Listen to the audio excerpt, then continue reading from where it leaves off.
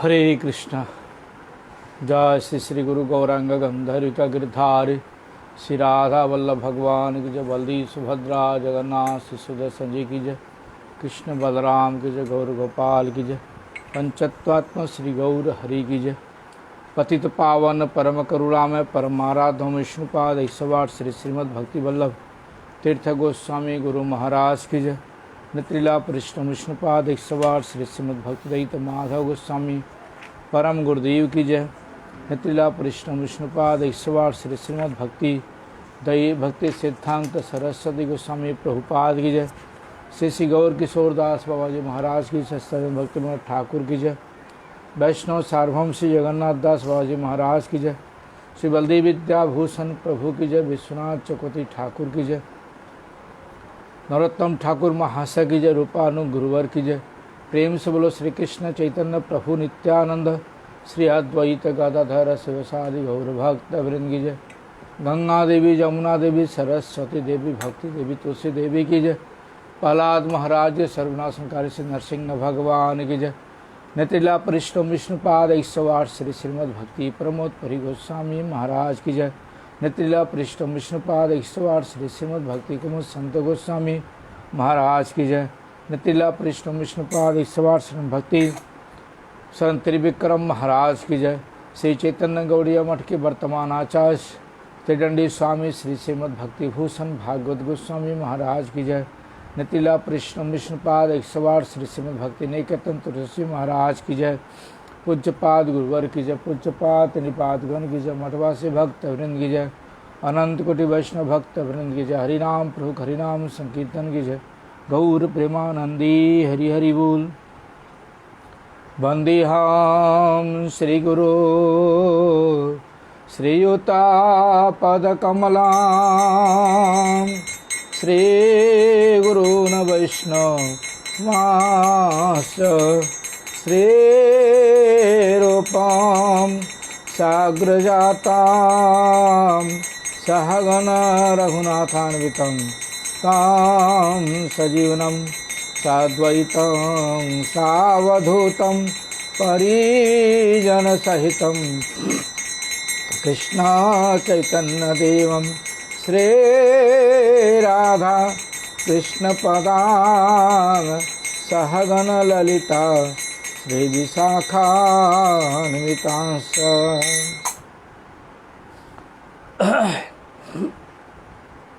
श्री गुरु चरण पद्म केवल भगति सद्म।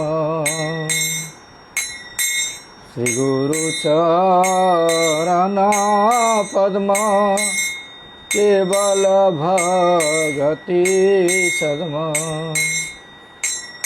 बंधो मोहि सावधान मति बंधो मोहि सावधान मति। जार प्रसादे भाई ए भवतरिया जाय। जार प्रसादे भाई ए भवतरिया जाय। कृष्ण प्राप्ति है जहाँ हईते। कृष्ण प्राप्ति है जहाँ हईते। गुरुमुख पद्मवक चित्ते ते करिया एक। आन करिह मने आशा। श्री गुरु चरणे रते ऐसे उत्तम गते। श्री गुरु चरणे रते ऐसे उत्तम गते। जे प्रसादे पूरे सर्व आशा। जे प्रसादे पूरे सर्व आशा। चक्षुदान दिला जे जन्मे जन्मे प्रभु से। चक्षुदान दिला जे जन्मे जन्मे प्रभु से। दिव्य ज्ञान हृदय प्रकाशिता। दिव्य ज्ञान हृदय प्रकाशिता। प्रेम भक्ति जहाँ है के अविद्या विनाश जाते। प्रेम भक्ति जहाँ है ते अविद्या विनाश जाते। वेदे गाए जार चरित। वेदे गाए जार चरित। तेरे गुरु करुणा सिंधु अधम जनार बंधु। तेरे गुरु करुणा सिंधु अधम जनार बंधु। लोकनाथ लोकेर जीवना। लोकनाथ लोकेर जीवना। हाँ प्रभु कर दया ते मोरे पद छाया। हाँ प्रभु कर दया देह मोरे पद छाया। एबे जस घुसुक त्रिभुवना। एबे जस घुसुक त्रिभुवना। हाँ गुरुदेव कर दया देह मोरे पद छाया। तू पदे लईनु शरणा। तू पदे लईनु शरणा।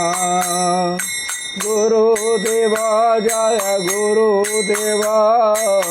गुरुदेवा जय गुरुदेवा।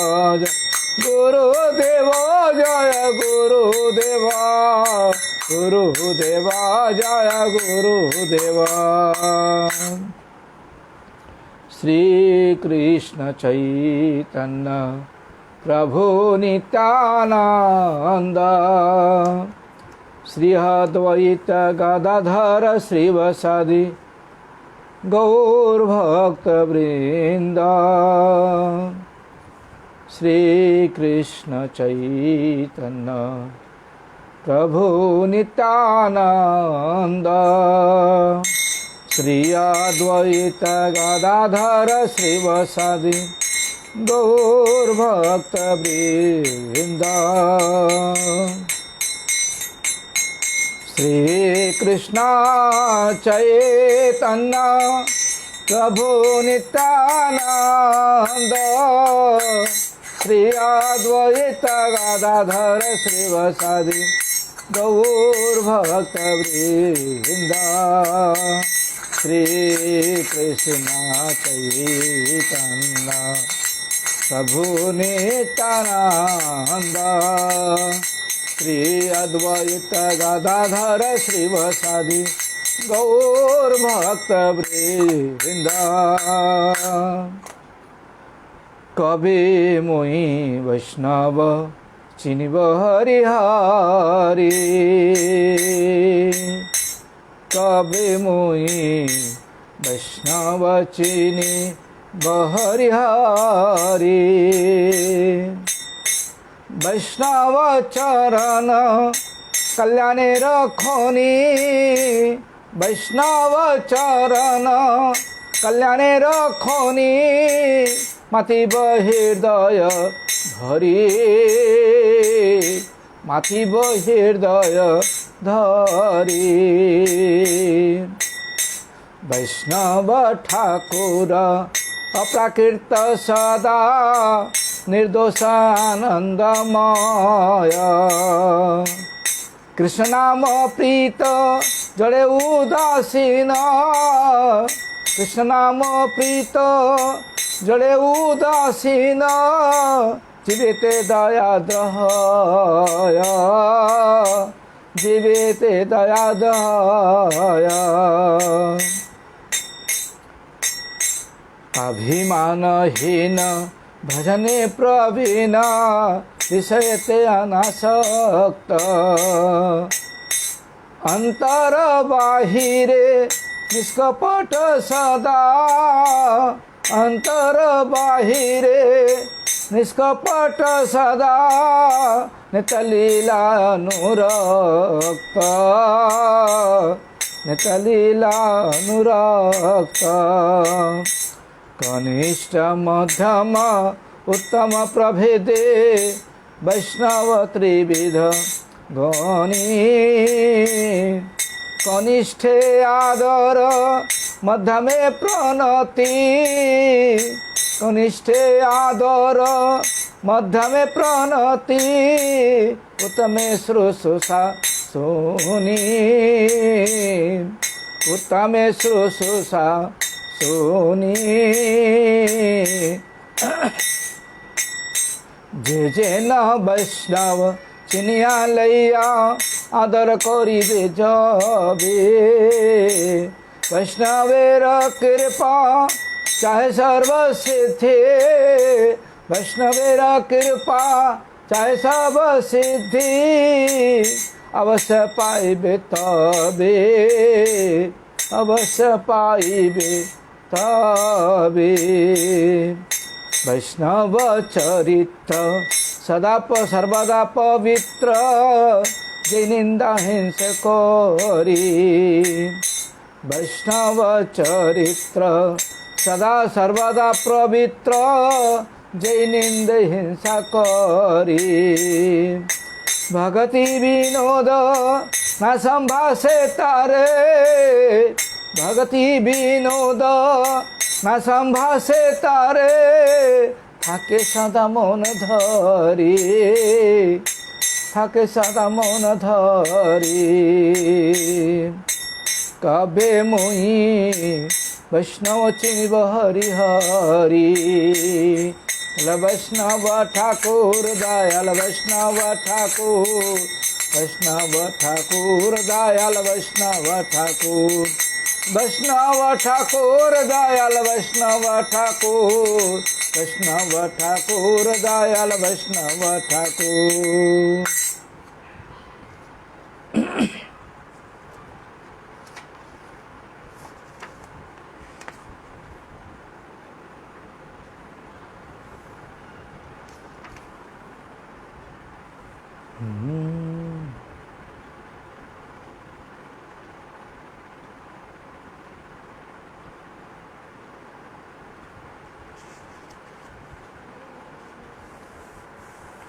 प्रभु मैं हूँ तेरे चरणों का दास प्रभु मैं हूँ तेरे चरणों का दास तेरे चरण बिसरे न छूटे तेरे चरण बिसरे न छूटे बंधन माया फास बंधन माया फास प्रभु मैं हूँ तेरे चरणों का दास तेरी माया मोहिनी छाया शक्ति अमित अपार तेरी माया मोहिनी छाया शक्ति माया अपार यह सब कौन पार जो पावे यह सब कौन जो पार जो पावे देव असुर नर नार देव असुर नर नार प्रभु मैं हूँ तेरे चरणों का दास जोगी ऋषि और तपस्वी कितने जन्म बितावे जोगी ऋषि और तपस्वी कितने जन्म बिताए बिना तुम्हारे अहित कृपा के बिना तुम्हारे कृपा हित के कौन जो दरस तेरा पावे, कौन दरस तेरा पावे। प्रभु मैं हूँ तेरे चरणों का दास, पापी नहीं महापराधी, की जो कृपा नि कृपा। पापी नहीं महापराधी, कीजिए कृपा कृपा। केवल है विश्वास तुम्हारो, केवल है विश्वास तुम्हारो। हे नटवर गोपाल, हे नटवर गोपाल। प्रभु मैं हूँ तेरे चरणों का दास, तेरे चरण बिसारे ना छूटे, तेरे चरण बिसारे ना छूटे। बंधन माया फास, बंधन माया फास। प्रभु मैं हूँ तेरे चरणों का दास। हरे कृष्णा कृष्णा कृष्णा हरे हरे, हरे राम राम राम हरे हरे। कृष्णा कृष्णा कृष्णा कृष्णा हरे हरे, हरे राम राम राम हरे हरे। हरे कृष्णा कृष्णा कृष्णा हरे हरे, हरे राम राम राम हरे हरे। हरे कृष्णा कृष्णा कृष्णा हरे हरे, हरे राम राम राम हरे हरे। हरे कृष्णा कृष्णा कृष्णा हरे हरे, हरे राम राम राम हरे हरे। हरे कृष्णा कृष्णा कृष्णा हरे हरे, हरे राम राम हरे हरे। कृष्णा कृष्णा कृष्णा हरे हरे, हरे राम राम हरे हरे। हरे कृष्णा कृष्णा कृष्णा हरे हरे, हरे राम राम हरे हरे। हरि बोल हरि बोल, हरि बोल हरि बोल। गौर हरि बोल हरि बोल, हरि बोल हरि बोल।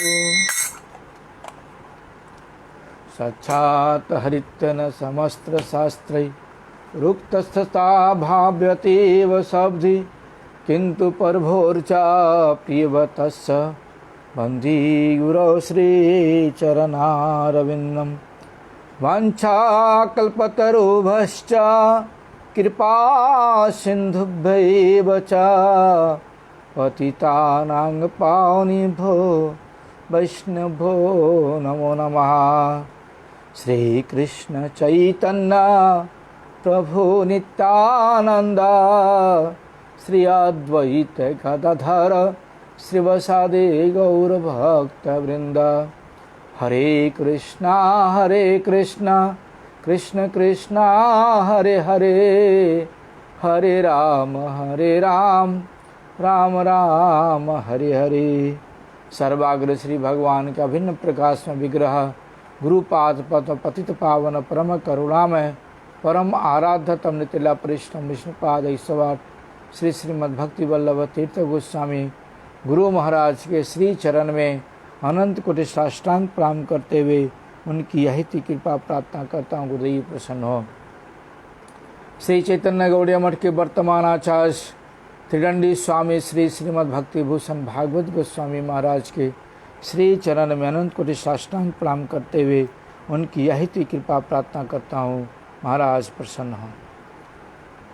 पूज्यपाद शिक्षा गुरु वर्ग के श्री चरण में अनंत कोटि साष्टांग प्रणाम करते हुए उनकी यही कृपा प्रार्थना करता हूँ, शिक्षा गुरु वर्ग प्रसन्न हो। कथा श्रवण पिपासु भक्तविंद वैष्णविन मातृविंद सभी के यथार्थ संवादन करते हुए सबकी प्रसन्नता चाहता हूँ, सभी लोग प्रसन्न हों। हमारा नित्य चर्चा चल रहा है, जीव का धर्म क्या है, उस ग्रंथ से हम श्रवण कर रहे हैं। जो हमारा नित्य धर्म है वही नामांतर में वैष्णव धर्म है, यही हम चर्चा कर रहे हैं। हम लोगों ने सुना था इसके पहले कि लाहड़ी महाशय के रूम के सामने सांप आया था, डंडा लेकर उन्होंने भगाया, मारने के लिए उठा था, और सांप वैष्णवदास जी के रूम में चला गया और उन्होंने सचेत किया, बाबा जी थोड़ा आप सावधान हो जाइए, सांप वगैरह जो है यहाँ पे बने हैं, सांप वगैरह घूम रहे हैं, इसलिए थोड़ा सावधान हो जाइए। बाबा जी ने, वैष्णवदास बाबा जी ने, उन्होंने क्या बोला, इसके विषय में हम लोगों ने चर्चा किया था। आज चर्चा करने से उसका समझ में आ जाएगा। कंटिन्यू। लाहड़ी महाशय यही सकल विषय चित्त चंचल करा नितांत मंद, बोलते हैं, हे लाहड़ी महाशय, इन सब विषयों में अपना चित्त को चंचल करना नितांत मंद बुद्धि का काम है। आपने श्रीमद् भागवत ग्रंथे परीक्षित महाराज कथा अवश्य श्रवण करिया छेन। आप श्रीमद् भागवत में परीक्षित महाराज की कथा को अवश्य ही श्रवण किए होंगे।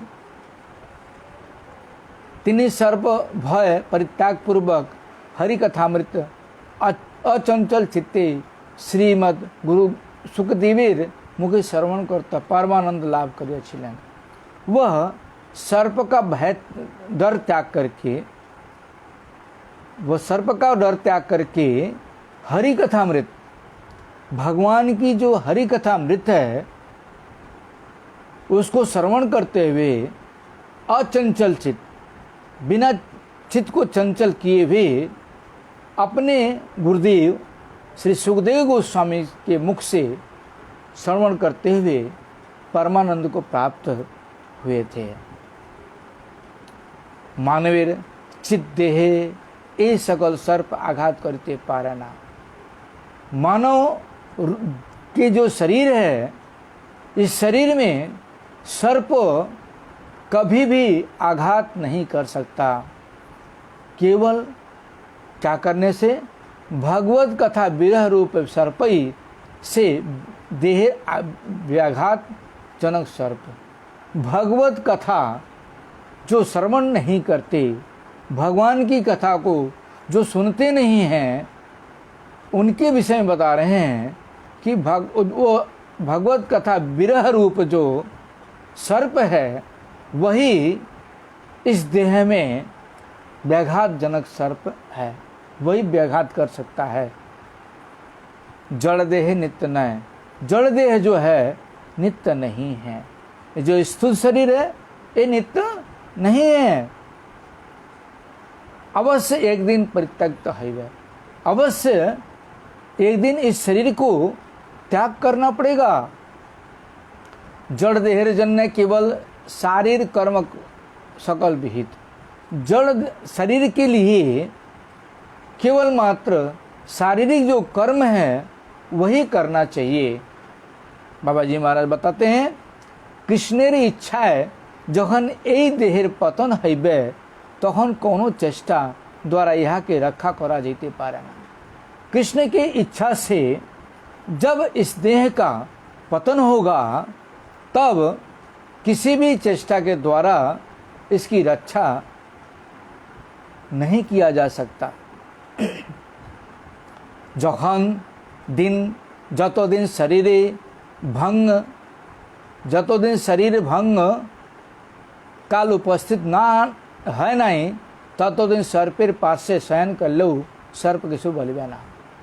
बोल रहे जब तक शरीर को छोड़ने का समय, शरीर त्याग करने का समय नहीं आएगा तब तक सांप के पास सोने से भी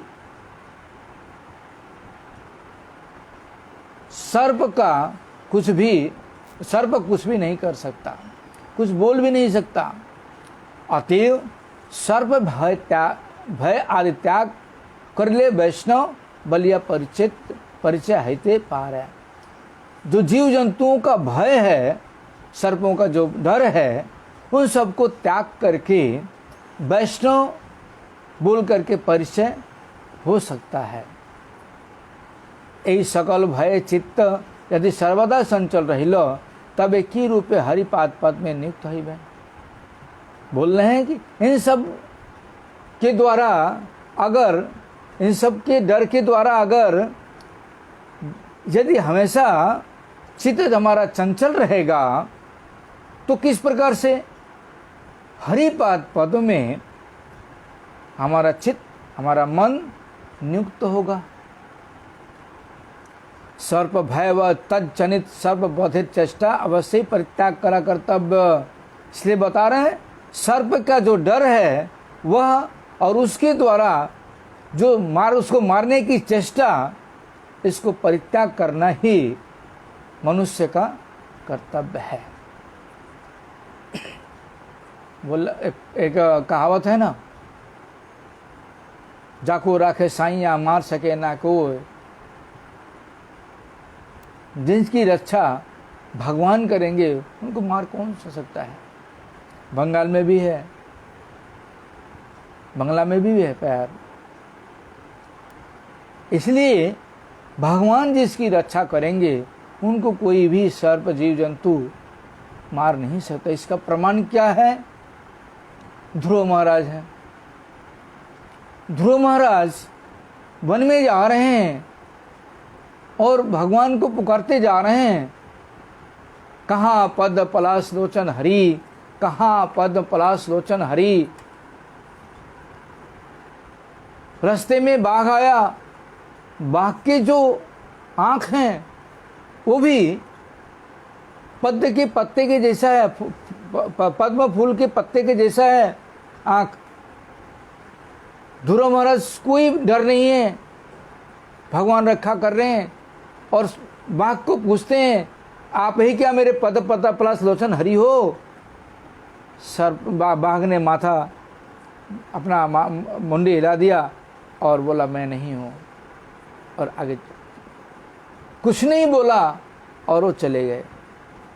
आगे जाके एक अजगर सांप से मिलते हैं, उसका भी आंख वैसे ही, पूछते हैं आप ही क्या पद प्लस लोचन हरि हो? उसने भी माथा नीचे कर लिया, वो समझ गया नहीं ये नहीं है, फिर आगे चले गए। ऐसे बहुत सी कठिनाइयों का सामना जो साधु ऋषि लोग आते हैं वह कभी भी किसी चीज़ का भय नहीं करते, जीव जंतुओं का भय नहीं करते। हमारे अगस्त मुनि थे, उनके आश्रम में कोई राक्षस वगैरह कोई जीव जंतु अटैक नहीं कर सकता था। एक योजन उनके अंदर, एक कोस दो कोस के अंदर में कोई भी जीव जंतु हिंसा नहीं करता था। ऐसे ऋषि मुनि थे हमारे। इसलिए जो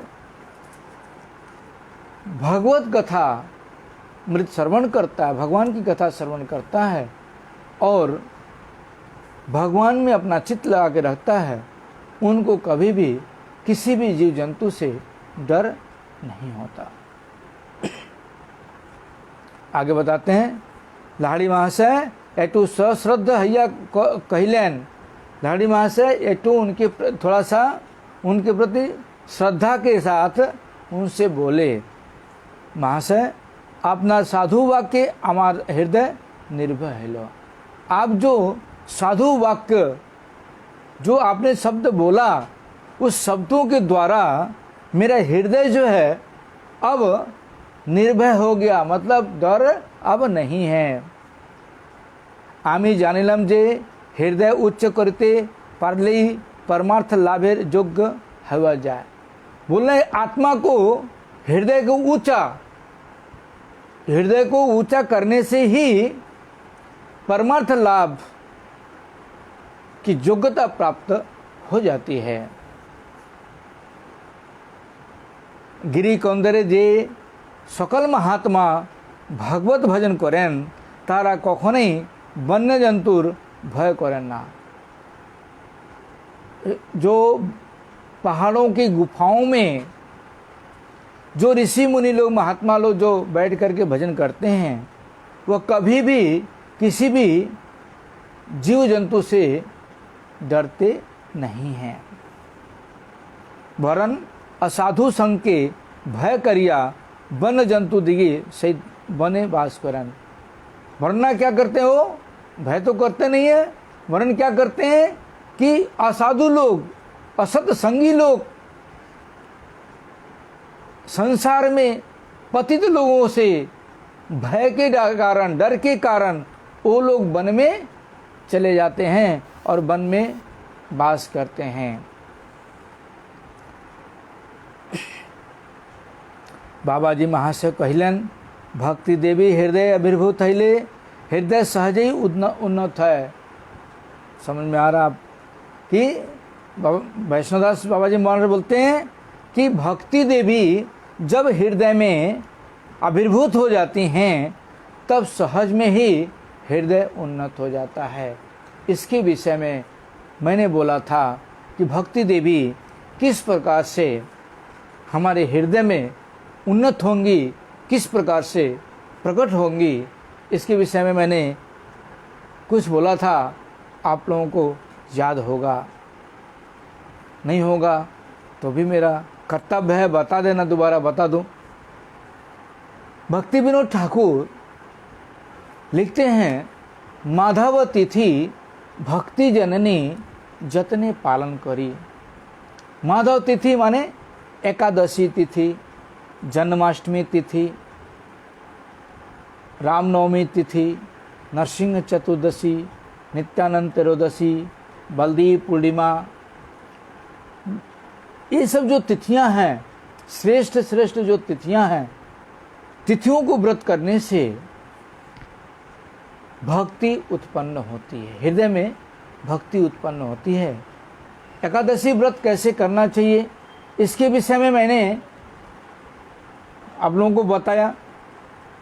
एक चीज़ और बता दूं, शास्त्र एक है, शास्त्र दो नहीं है। आप लोग पुरुषोत्तम महीना में मैंने बताया था कि जो वेद व्यास जी लिखे हैं शास्त्र, वो शास्त्र एक ही है, अलग नहीं है। लेकिन स्मार्त ब्राह्मण लोग उसको अपने मत के अनुसार ग्रहण करते हैं और वैष्णव लोग अपने मत के अनुसार ग्रहण करते हैं। इसलिए शास्त्र के अनुसार हमारा सनातन दिनकर दिन उदित होता है, सूर्योदय से नहीं। हमारा दिन उदित होता है ब्रह्म मुहूर्त से। ब्रह्म मुहूर्त में उठ करके जो ऋषि मुनि साधु लोग होते हैं, जो सज्जन व्यक्ति होते हैं, वो उठ करके पूजा पाठ, स्नान ध्यान सब कुछ अपना स्टार्ट कर देते हैं। वहीं से शुरू हो जाता है हमारा दिनकर। तो जो तिथि, चाहे एकादशी हो या जन्माष्टमी हो, नरसिंह चतुर्दशी हो या त्रयोदशी हो या पूर्णिमा हो, गौर पूर्णिमा या रामनवमी या बलदेव पूर्णिमा, जो श्रेष्ठ श्रेष्ठ तिथियां हैं, अगर ये तिथि ब्रह्म मुहूर्त को स्पर्श करके नहीं लगती है, नहीं आती है, तो उसको छोड़ करके उसके दूसरे दिन पालन करना चाहिए। अगर हम उस तिथि को पालन करते हैं तो उसको बोलते हैं विधा तिथि। विधा तिथि पालन करने से पुत्र क्षय का दोष लगता है, इसलिए विधा तिथि नहीं करना चाहिए। इसलिए एकादशी भी अगर संसार में बोलते हैं कि संसारी एकादशी है और एक वैष्णवों की एकादशी है, ऐसा कुछ नहीं शास्त्र में है। मैंने इसके पहले एकादशी के विषय में आप लोगों को बता चुका हूँ, आप लोग पुराने जो वीडियोस हैं उसमें देखिएगा। इसलिए जो दूसरे दिन वही तिथि जब ब्रह्म मुहूर्त को स्पर्श कर रही है तो वही तिथि पालन करना चाहिए। इसीलिए कभी कभी वैष्णव की जो एकादशी है, वैष्णव की जो जन्माष्टमी है, वैष्णव की जो रक्षाबंधन है, वैष्णव का जो तिथियां हैं, वो कभी कभी दो हो जाती हैं, एक बाधाएं पड़ती हैं। लेकिन ऐसा शास्त्र में कहीं नहीं है कि ये संसारी व्यक्ति का है, ये वैष्णव का है। वैष्णव लोग शास्त्र के द्वारा निर्णय करके उसको हमें प्रदान करते हैं, जिससे हमारा अमंगल न हो। इसलिए वो अपनी सूची तैयार करते हैं, यानी पंजिका तैयार करते हैं। तो उसके अनुसार व्रत करने से हमारा अमंगल नहीं होता है। मैं चंडीगढ़ में गया था चेकअप के लिए, तो हॉस्पिटल में गया, बैठा, डॉक्टर चेकअप कर रहा था, थोड़ी भीड़ था, मैं बैठ गया। मेरे पास चंडीगढ़ दुर्गा मंदिर के एक जन पुजारी आए, तो मेरे से पूछते हैं, आप क्या मठ मंदिर से हैं, गौड़ी मठ से हैं? बोला हाँ। इतना सुनते ही वो मेरे ऊपर आग बबूला हो गया, और जितने भी पेशेंट बैठे थे सारे के सारे मुझे देख रहे हैं, मेरा चेहरा देख रहे हैं। मैं चुपचाप सुन रहा हूँ, चुपचाप सुन रहा हूँ। सुनते सुनते सुनते जब चुप हो गया, फिर मैंने पूछा, आपका हो गया? बोलते हाँ। मैंने बोला, हमारा, आप तो ब्राह्मण हैं, पंडित हैं, विद्वान हैं, शास्त्र के ज्ञानी हैं, आप बता सकते हैं हमारा दिनकर कब स्टार्ट होता है? बोला सूर्य ज्योतिष से। बोला इसी को आप ब्राह्मण बोलते हैं, इसी को आप पंडित बोलते हैं? हमारा दिनकर ब्रह्म मुहूर्त से स्टार्ट होता है। आप लोग धर्म को नष्ट कर रहे हैं, हमारे सनातन धर्म का नष्ट करने वाले आप लोग हैं, जो अपनी प्रतिष्ठा और पैसे की लोभांछा के लिए आप लोगों का सर्वनाश कर रहे हैं।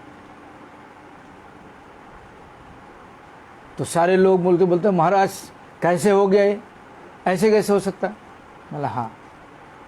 फिर मैंने उनको बताया कि हमारा सनातन धर्म में दिनकर ब्रह्म मुहूर्त से स्टार्ट होता है, और जो तिथि ब्रह्म मुहूर्त को स्पर्श करके नहीं आती है उसको हम लोग त्याग देते हैं, उसको विधा तिथि बोला जाता है। और जो तिथि ब्रह्म मुहूर्त को स्पर्श करके आती है उस तिथि को पालन किया जाता है, इसलिए वह उसका फल, डबल फल उस तिथि में मिलता है। इसलिए ऐसा किया जाता है, शास्त्र के अनुसार किया जाता है। वैष्णव लोग शास्त्र के चर्चा करते हैं, शास्त्र में जानते हैं, सब कुछ है, इसलिए वो लोग ऐसा करते हैं।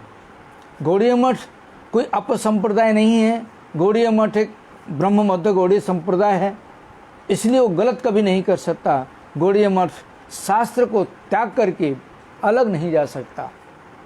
इसलिए जो तिथि सूर्य उदय को लेकर के आती है, स्पर्श करके आती है, उस तिथि को विधा बोला जाता है, और जो तिथि ब्रह्म मुहूर्त को स्पर्श करके आती है उसको शुद्ध बोला जाता है। इसलिए उस तिथि को पालन किया जाता है। मैंने और भी बताया था एकादशी दिन क्या क्या खाना चाहिए, उसमें एक चीज़ और बताया था कि दूध खाना चाहिए, दही खाना चाहिए, वो ठीक है, लेकिन एकादशी दिन ग्वाला लोग सरसों के तेल के द्वारा दूध निकालते हैं गाय से, गोरू से। तो एकादशी के एक दिन पहले ग्वाला लोग से बोल देना चाहिए कि कल एकादशी है, सरसों के तेल से निकाला हुआ दूध नहीं लावें, या तो घी से निकाल लें या तो मूंगफली के तेल से निकालें या तो सनफ्लावर के तेल से निकालें। तो वो दूध अलग से रखें, बोलो उनको अलग से रखिएगा, एकादशी के लिए शुद्ध से रखिएगा और मेरे ला करके दीजिएगा।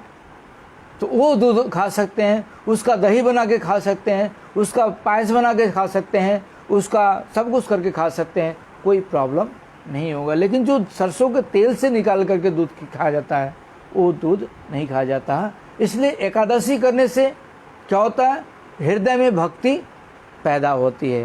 इसलिए मैंने बताया माधवती थी भक्ति जननी जतने पालन करी, भक्ति की जननी है माधव तिथियाँ, इसलिए माधव तिथियाँ को यत्न के साथ करना चाहिए।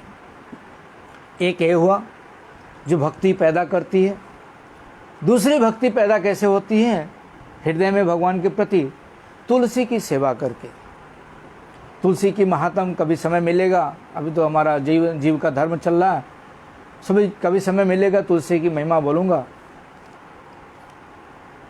तो तुलसी के विषय में बताते हैं कि तुलसी को नाखून से स्पर्श नहीं करना चाहिए, तुलसी को झटके से नहीं तोड़ना चाहिए, तुलसी को एक हाथ से पकड़ के और उंगली के द्वारा उसको तोड़ना चाहिए। वो भी जो तुलसी पत्ता थोड़ा सा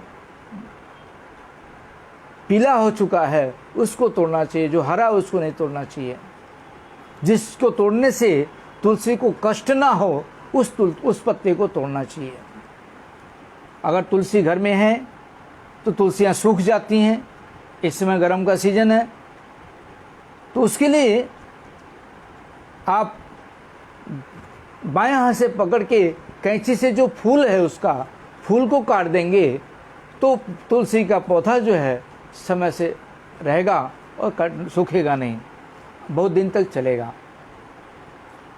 और तुलसी के विषय में बताते हैं कि जब हम प्रणाम करते हैं तो तुलसी से प्रार्थना करते हैं कि वृंदाय तुलसी देव्यै प्रियाय केशवश्च विष्णु भक्ति पदे देवी सत्यवते नमो नमः। तो हम तुलसी से प्रार्थना करते हैं, हे तुलसी देवी आप मुझे विष्णु भक्ति प्रदान करिए। तुलसी देवी भक्ति भगवान की प्रकट करती हैं, क्योंकि तुलसी देवी भगवान की पत्नी है, भगवान की पटरानी है, इसलिए तुलसी देवी भक्ति प्रदान करती हैं। और जब हम परिक्रमा करते हैं तुलसी का तो भी उसे बोलते हैं चंद्रशेखर मैया तेरो जस गावे भक्ति दान दीजिए महारानी। उसमें भी हम बोलते हैं कि हे तुलसी महारानी, चंद्रशेखर आपकी महिमा का कीर्तन कर रहा है, आप भक्ति को दान प्रदान करें, भक्ति दान दीजिए। और जब तुलसी को स्नान कराते हैं, तुलसी को पानी देते हैं सुबह में स्नान करने के बाद, तो उस समय भी उसका मंत्र है गोविंद वल्लभाम देवीं भक्त चैतन्य कारिणी स्नपयामि जगद्धात्री कृष्ण भक्ति प्रदायिनी। जब हम स्नान कराते हैं तो भी हम तुलसी से प्रार्थना करते हैं, हे तुलसी देवी विष्णु भक्ति प्रदान करिए, कृष्ण भक्ति प्रदान करिए। परिक्रमा करते हैं तो भी भक्ति चाहते हैं, और जब हम प्रणाम करते हैं उनको तो भी भक्ति चाहते हैं। इसलिए तुलसी देवी भक्ति की जननी है। दो हुआ। तीसरा, भगवान की भक्ति हृदय में पैदा करती है, वह है भगवद गीता। भगवद गीता बहुत से सांप्रदायिक लोग लिखे हुए हैं, लेकिन श्लोक को चेंज कोई नहीं कर सकता। श्लोक एक ही होता है, तात्पर्य चेंज हो जाते हैं, व्याख्या चेंज हो जाते हैं उनकी। परंतु जो शुद्ध भक्त गीता लिखते हैं वो अनुभूति के द्वारा गीता की तात्पर्य लिखते हैं, वह गीता पढ़ने से हमारा मंगल होगा। इसलिए भगवान उसमें बताते हैं गीता गंगोत्कम पिबस्व पुनर्जन्म न विद्यते। जो गीता को डेली पान कर रहा है, गंगा की तरह जो डेली पान कर रहा है, डेली एक श्लोक पढ़े, आधा श्लोक पढ़े, या एक पेज पढ़े, एक अध्याय पढ़े, अगर डेली अगर उसको पढ़ता है तो उसका दोबारा जन्म नहीं होता। इसलिए भगवान गीता को स्वयं बोले हुए हैं, वेद तो एक ही था, ऋषियों ने 4 वेद बनाया और गीता भी पंचम वेद है हमारा। इसलिए गीता हमारा मूल शास्त्र है, मूल गाइड है। अगर हम मूल अपने गाइड को छोड़ देंगे तो हमारा संसार ठीक से नहीं चलेगा। इसलिए गाइड जो हमारा है उसको पकड़ देखने के लिए जाते हैं नंदन कानन में, पुरी में, या कहीं कोई चीज़ देखने जाते हैं, लाल किला में जाते हैं, वहाँ पर गाइड की ज़रूरत पड़ती है।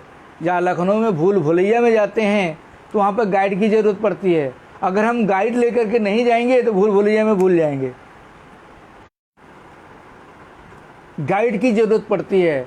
संसार एक भूल भुलैया ही है।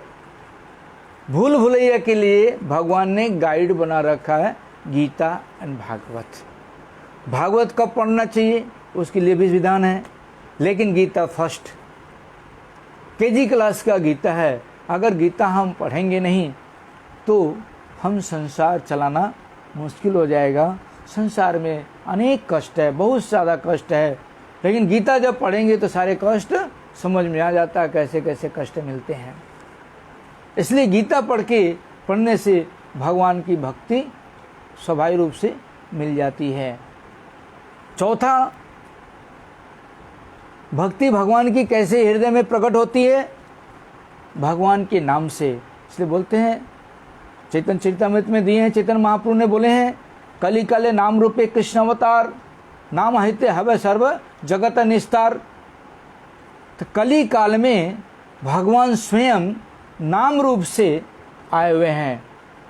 और नाम, तुलसीदास जी तो बोलते हैं, राम न सकई नाम गुण गाई। तुलसीदास जी बोलते हैं भगवान राम स्वयं अपनी नाम की महिमा को नहीं कीर्तन कर सकते, इतनी महिमा भगवान की नाम में है। तो और क्या बताऊं मैं आपको। इसलिए भक्ति विनोद ठाकुर हमारे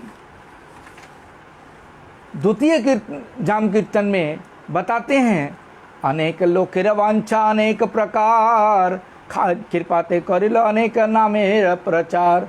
जितने लोग हैं, असंख्य लोग हैं, असंख्य लोगों के अनुसार भगवान अपनी उसी अनुसार अपने नाम का प्रचार किए हैं। खाइते सुईते जथा तथा नाम लय, देश काल नियम नाही सर्व सिद्धि। और बताते हैं, नाम करने में कोई भी नियम बाधा नहीं है, कोई भी कुछ भी बाधा नहीं है। नाम करना चाहिए, किसी भी अवस्था में रहो नाम करो। सर्वशक्ति नामे दिला करिया विभाग, अमार दुर्दैव नामे नाही अनुराग। बताते हैं भक्ति विनोद ठाकुर कि नाम में सारी शक्तियों को अपने अर्पण कर दिया है, फिर भी नाम के प्रति हमारा अनुराग नहीं हो रहा है। एक घटना मैं आप लोगों को बताऊं, भगवान राम जब सेतु बांध रहे थे, पुल बांध रहे थे, उस समय नल कुबेर थे, वह राम नाम लिखते थे। राम नाम लिख करके और सारे बांदरों को देते थे और वो लोग फेंकते थे समुद्र में, और वो डूबता नहीं था। भगवान राम ने देखा, क्या बात है, मेरे नाम को लिख करके ये लोग समुद्र में फेंक रहा, डूब नहीं रहा, मैं भी तो देखूं। भगवान राम ने एक पत्थर पर नाम लिखा और नाम लिख करके समुद्र में फेंका और डूब गया।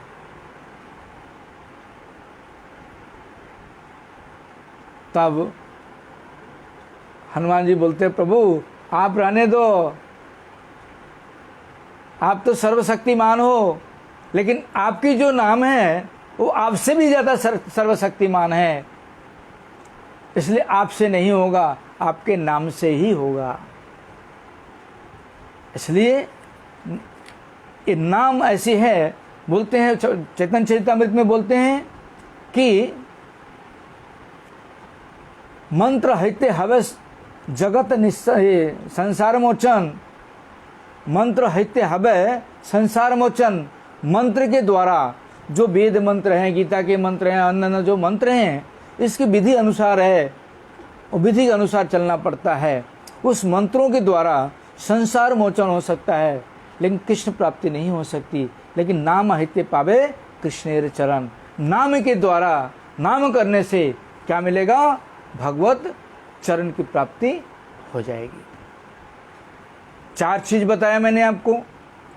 5वां चीज साधु संग, शुद्ध साधु संग। साधु संग का अभाव बहुत है। वैष्णव भेष में भी बहुत से असाधु बैठे हुए हैं। ऐसा नहीं कि वैष्णव भेष में सारे साधु ही हैं।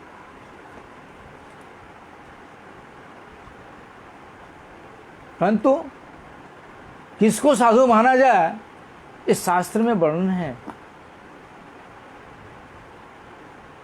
श्रीमद् भागवत में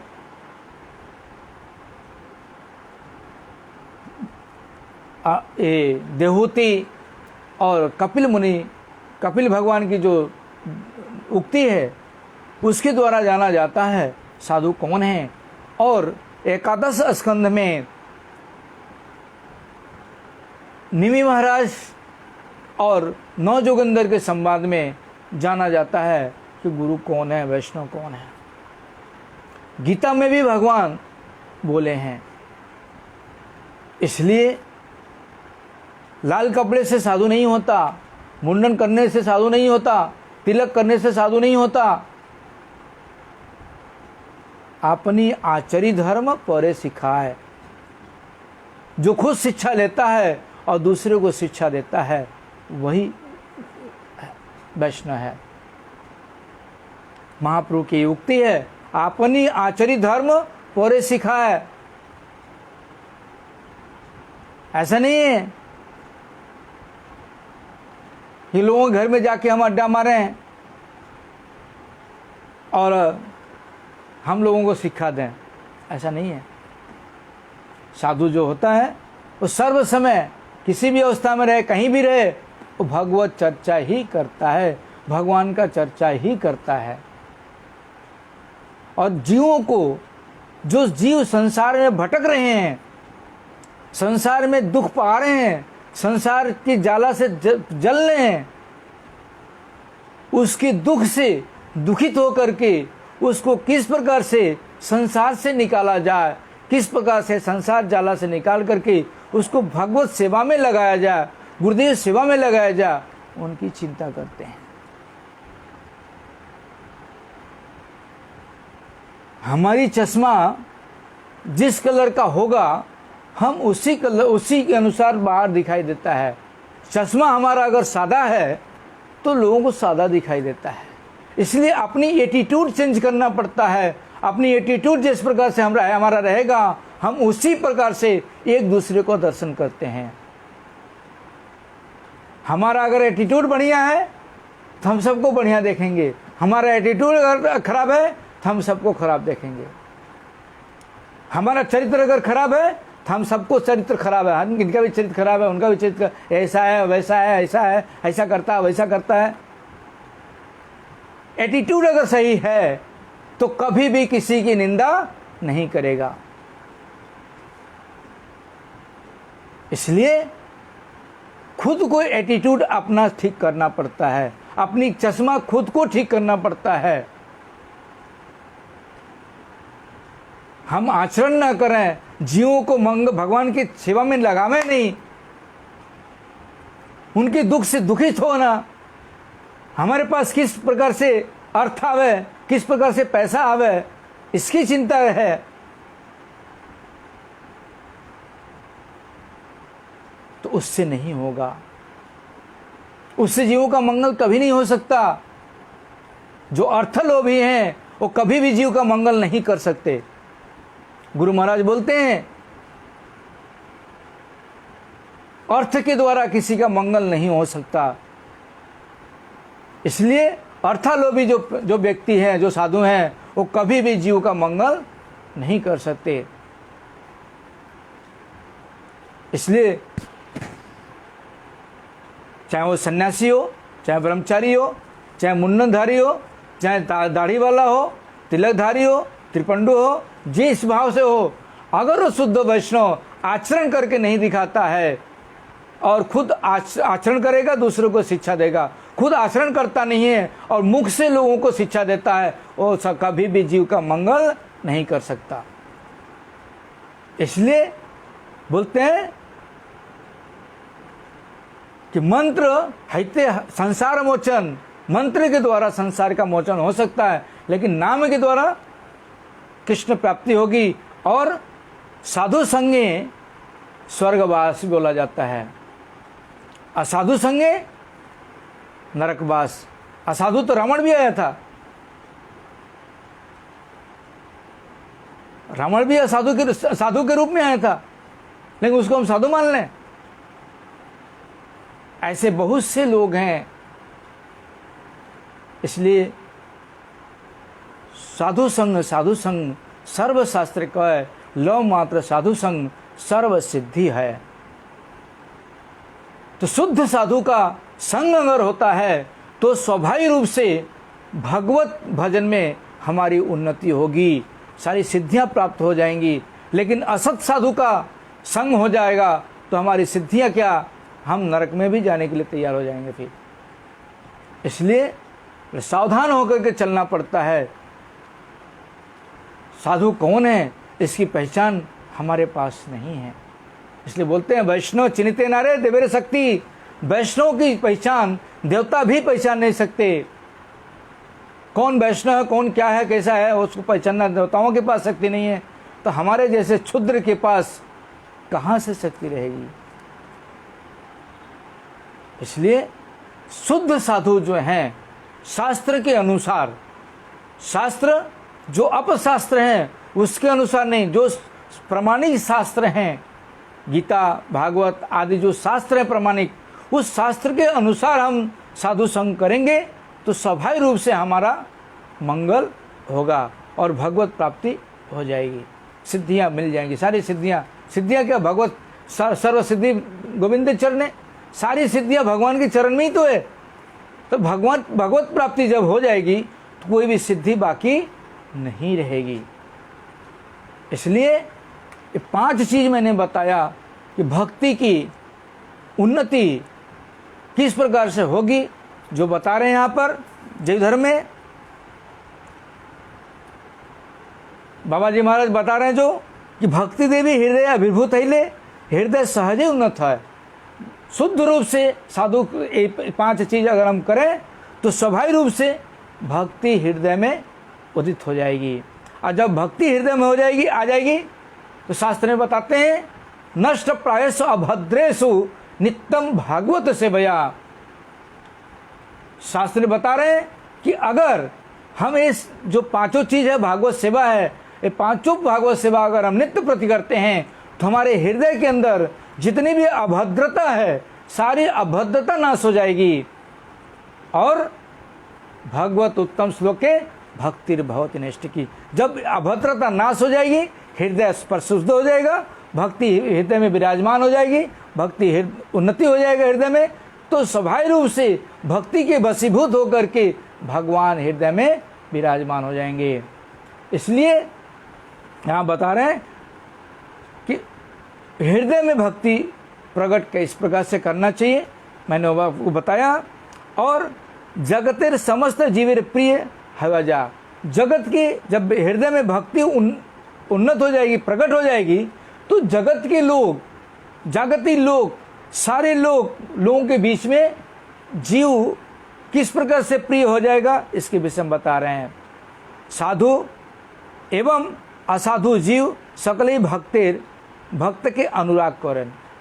जो साधु हैं और जो असाधु हैं दोनों व्यक्ति तब क्या करेंगे, भक्त के हृदय, भक्त का अनुगत्य में चलते हैं, भक्त के अनुसार चलते हैं। जो अभक्त हैं, जो भक्त को भक्ति में नहीं लगाते, भक्ति की सेवा से दूर कर देते हैं, भजन से दूर करना चाहते हैं, ऐसे असाधु भी बता रहे हैं कि उसके अनुराग में हो जाते हैं, उनके अनुगत में हो जाते हैं। अतएव मानव मात्र ही वैष्णव है यह कर्तव्य। इसलिए बता रहे हैं मानव मात्र का ही कर्तव्य है वैष्णव होना। क्यों? क्योंकि आत्मा वास्तविक रूप से वैष्णव है। आत्मा विष्णु से आई है, इसलिए आत्मा वैष्णव है। लेकिन मैंने पहले बताया हुआ है कि जब जीव इस माया रूपी फ्रिज में बैठ गया है, अपने आप को भूल गया है, जिसके कारण हम ब्राह्मण, क्षत्रिय, वैश्य, शूद्र, ब्रह्मचारी, सन्यासी वगैरह वगैरह, राजा, प्रजा, प्रधानमंत्री वगैरह दुनिया बोलते हैं हम। लेकिन जब आत्मा के अंदर भक्ति आ जाएगी तब वो सारी चीज़ें ख़त्म हो जाएगा। यहाँ बता रहे हैं इसलिए जितने भी जीव हैं भगवान से आए हुए हैं, इसलिए सारे जीव वैष्णव ही हैं। सबके अंदर जितने भी जीव हैं सबके अंदर भक्ति है, लेकिन भक्ति को पैदा करने वाला चाहिए, और भक्ति किस प्रकार से पैदा होगी वो उसी अनुसार उसको भक्ति का रास्ता दिखाने वाला होना चाहिए। तो भक्ति स्वाभाविक रूप से पैदा हो जाती है। काठ में, लकड़ी में आग होती है, दीवार में आग होती है, पत्थर में आग होती है, सब जगह आग होती है। आग कहीं भी ऐसा नहीं है कि आग नहीं है। कोई लकड़ी जल्दी से आग पकड़ लेती है, कोई लकड़ी थोड़ा देरी में पकड़ती है, कोई पत्थर थोड़ा देरी से पकड़ लेता है, कोई दीवार को थोड़ा देरी से पकड़ता है, लेकिन सब में भक्ति है, सब में आग है। इसी प्रकार से भगवान की भक्ति जितने भी जीव हैं सारे जीवों में भक्ति है। सारे जीव वैष्णव है, इसलिए भक्ति सबके जीव में है। लेकिन हमारे कर्मों के अनुसार हम अपने भक्ति को, अपने आत्मा को पत्थरों के द्वारा ढक के रखे हुए हैं, वज्र के द्वारा ढक के रखे हुए हैं, अज्ञान के द्वारा ढके हैं, जिसके कारण हमारा ज्ञान उदित नहीं हो पा रहा। जिस दिन हमारा ज्ञान उदित हो जाएगा उस दिन हमारे अंदर हृदय में भक्ति प्रकट हो जाएगी स्वाभाविक रूप से। जो भी है, अभी हमारा समय